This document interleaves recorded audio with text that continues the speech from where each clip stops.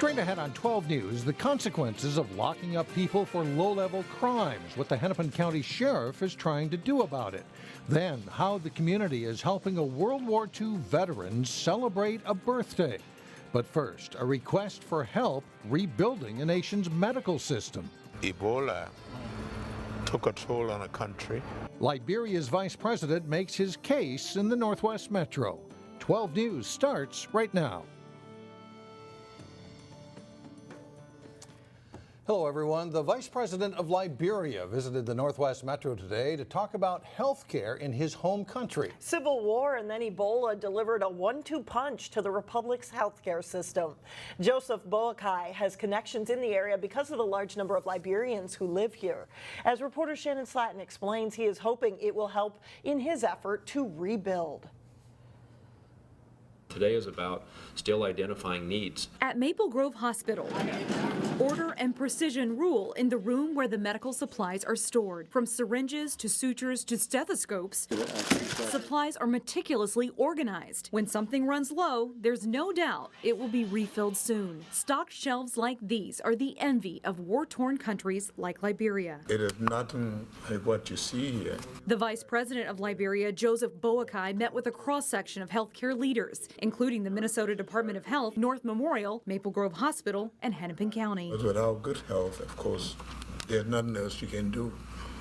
So we're here to just say thank you and to ask you to kindly continue with your support. Tone starts it. Liberians hope to build on the relationship established by Brooklyn Park Fire Chief Ken Perlman, who has been training emergency response crews and organizing donations. Although there's a lot of work to be done, we're chipping away at it. Now he will assist the healthcare community in how to best help rebuild a healthcare system. The healthcare system was already struggling in a post-war era, and the impact of Ebola layered on top of that has been absolutely devastating. The Liberian delegation says the Ebola crisis that killed 4,800 people in Liberia also took the lives of many skilled medical personnel. The country needs more trained practitioners and the most basic of medical supplies to start rebuilding. Very little emergency services, of course, emergency departments that do a tremendous job but are short of supplies. So the purpose today was to see if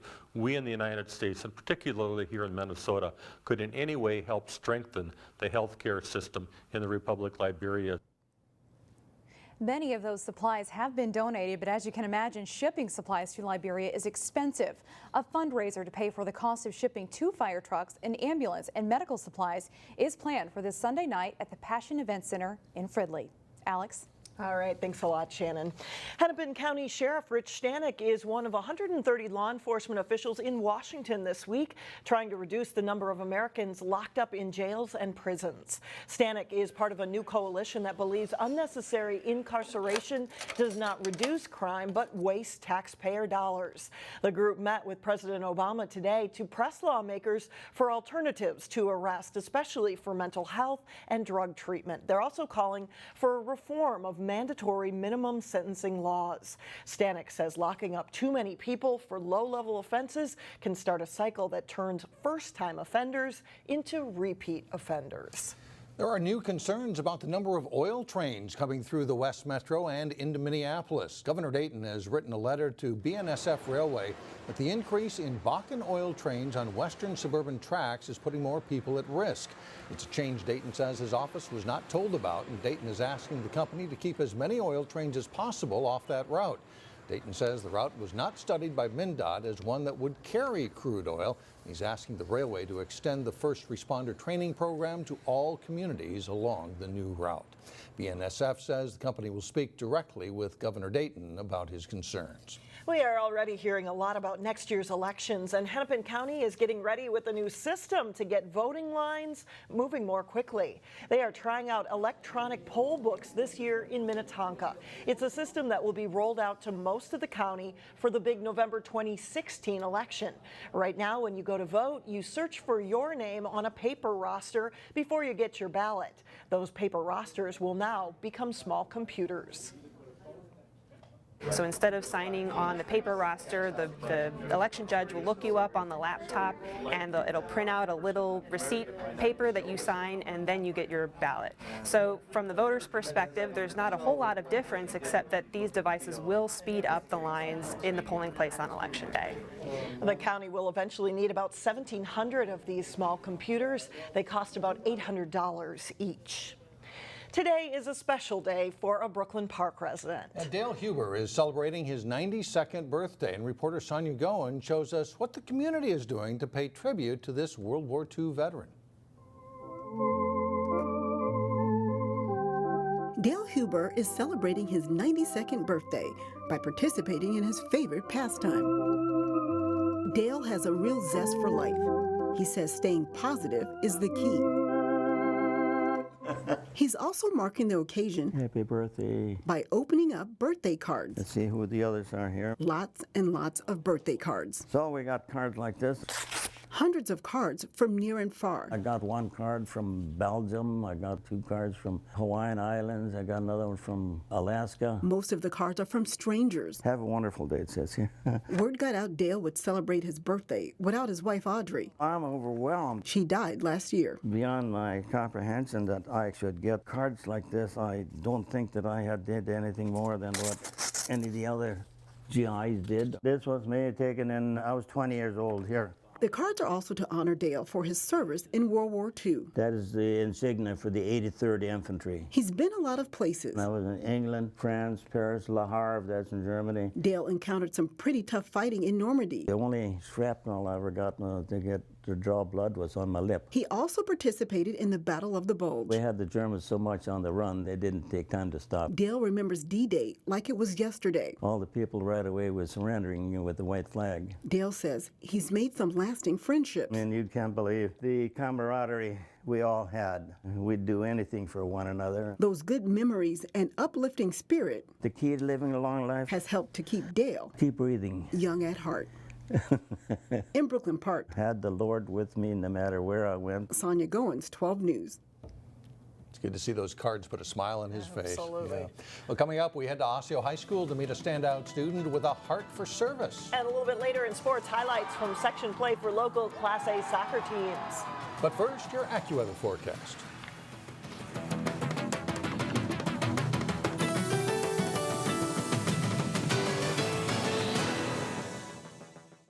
This week's standout student is definitely a go-getter. Osseo senior Danny Vo has a wide variety of interests, and her sights are set on a path not every student is cut out to do.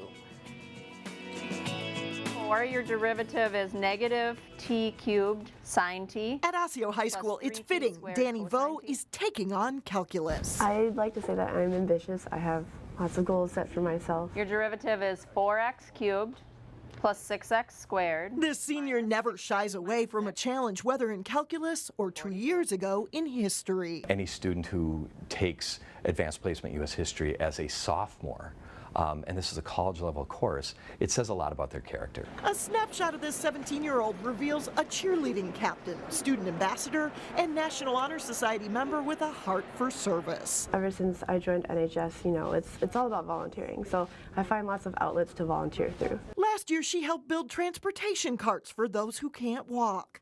This year, she'll continue her service as one of 6 students chosen to be a Maple Grove Junior Rotarian. You learn how to be a leader through Junior Rotarian. You learn how to work with other people, and you kind of manage a lot of things when you're a Junior Rotarian. That isn't the only iron in the fire for Danny. She's also doing physical training with the Minnesota National Guard in Brooklyn Park, with plans to serve in the Army National Guard and join ROTC next year, hopefully at her top college pick, Drake University. My goal is to become an officer by the time I'm done with my college years, and by the time I'm done with my college, I'll have a degree and I'll be working towards becoming an officer. The desire to serve others is Danny's motivation.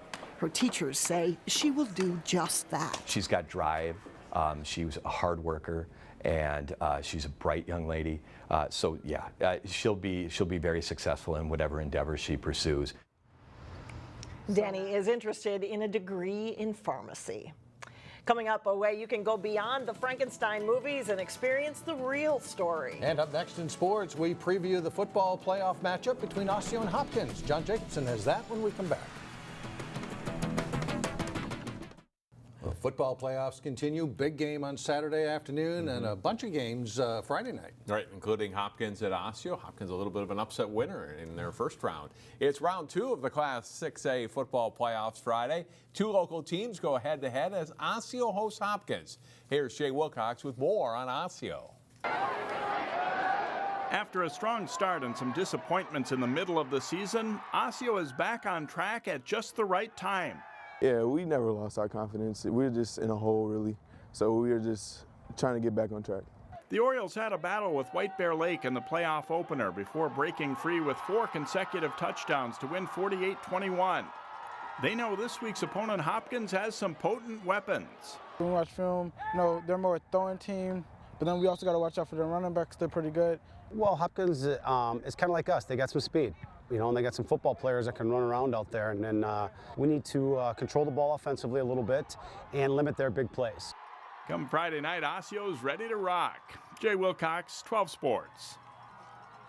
Now, Hopkins football team lands in the second round of the playoffs after upsetting Rosemont last week. Here's Jason Malillo with more on the Royals. Panic is the way Hopkins head coach John Den Hartog describes the week leading up to the Royals' first round playoff game. A sense of panic in practice time is okay. If you're worried about getting things right and you're worried about getting the technique just right, or the calls or the reads or whatever you're worried about, you really pay attention to the details. And I think we really did a good job paying attention to the details that week of practice. The Royals used that nervous energy to their advantage, upsetting Rosemount and marching on to the next round of the playoffs. The energy and the feeling in practice all week was, different. Kids went harder, and the realization of maybe my season might be over. Especially for us seniors, that was scary. And I think we came out and we fought for it, and ended up having a good game because of it. So we didn't really expect to come in like we were super confident, but we weren't like super down. Like, we knew that we were a good team. We just lost a lot of good games this year. We had a tough schedule, and we knew that we could play with anyone in the state. In Osseo, Hopkins will face a team that relies on speed to make up for a lack of size. That's the way the Royals are built too, so it could be an entertaining matchup. Jason Malillo, 12 Sports. Thanks, Jason. Here's a look at the Class 6A schedule for local teams Friday night. Osseo hosts Hopkins. Wayzata takes on longtime playoff foe Creighton-Durham Hall, while Totino Grace is home to play Egan. Our TV game this week is Armstrong and Maple Grove. You can see that one live on Channel 12 and 12.tv Friday at 7.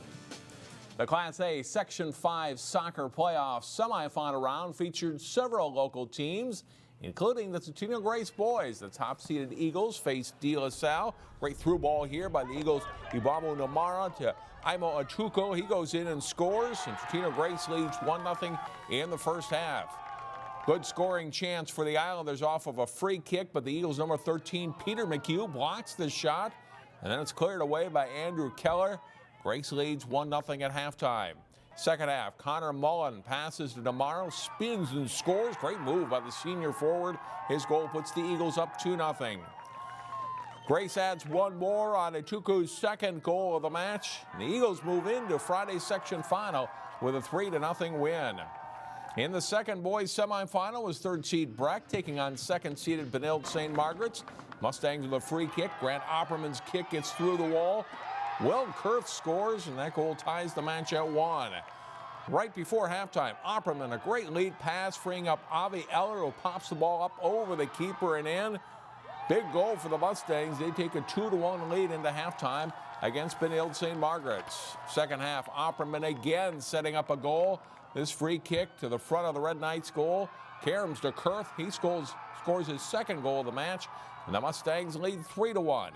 No quit in the Red Knights, though. Connor Lamb, a cross. Nick Burns, the header. That makes it 3-2, but that's the final. Breck wins. They play Totino Grace for the section title Friday night at 7 at St. Louis Park. In the Section 5A girls soccer tournament, Benilde St. Margaret's is the top-seeded team. Breck School the site for the girls' semis as Breck takes on Benilde. The Red Knights' Alexa Tatterin, one of the best players in the state. She'll drill a shot in there for a goal. Benilde leads 1-0 in the first half. Second half, Hatteran plays a perfect through ball to Sophie Rue, and she puts Benilde on top 2-0. The Red Knights go on to win 3-0 over Breck. They'll face Blake for the section title Friday at 5 p.m. at St. Louis Park. And that's a look at sports for today. All right, thanks, John. In Local Vote 2015, we wrap up our look at candidates running for the Wayzata School Board. There are 6 candidates running for 4 seats on the board, and today we will hear from incumbent Linda Cohen. Hi, I'm Linda Cohen, and currently am chair of the Wayzata School Board. I also serve on the University of Minnesota Board of Regents. Together with my 16 years on the Wayzata School Board, I believe the combination of those experiences give me a relatively unique perspective and expertise which can help our district not only continue on its path of excellence, but also change to become even stronger. I look forward to continuing to work together with all our constituents to do what's best for kids. It would be my great pleasure to serve 4 more years. One other candidate, Eric Brown, is also running. On Monday, we'll start hearing from candidates running for positions on the Golden Valley City Council. Still ahead, how much do you really know about Frankenstein? Coming up next, a stage play explores the legend.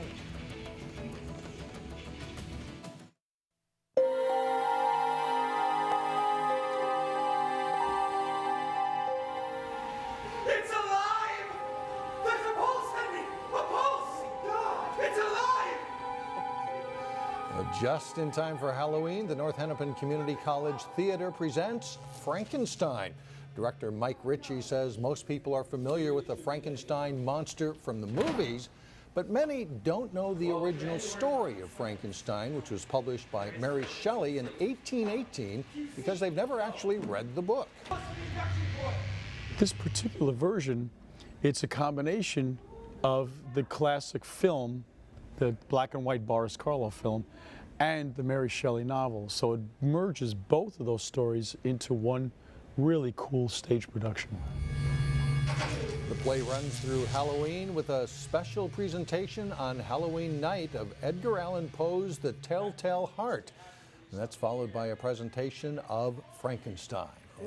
Yeah, really. Quite a lineup over there. If that doesn't get your heart started or stopped, I don't really know what will. That's really interesting. A combination of the black and white and the book. And the book, and wonderful staging and set, it looks like, over there. Yeah, great costumes, too. Yes. That'll do it for you, won't it? Yeah, absolutely.